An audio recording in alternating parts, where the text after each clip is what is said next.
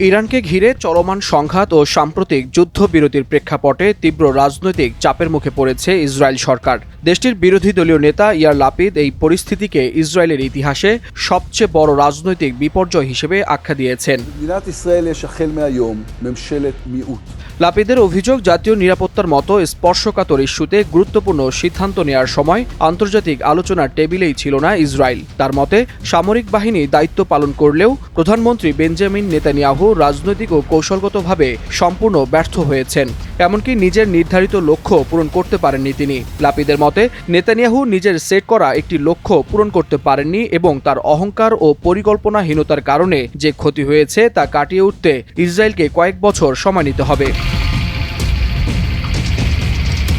অন্যদিকে 2 সপ্তাহের শর্ত সাপেক্ষ যুদ্ধবিরতির ঘোষণায় স্বস্তি ফিরেছে ইরানে। রাতভর উদ্বেগের পর সকালে রাজধানী তেহরান সহ বিভিন্ন শহরের রাস্তায় নেমে আসে হাজার হাজার মানুষ। আনন্দ উল্লাসে মুখর হয়ে ওঠে জনজীবন।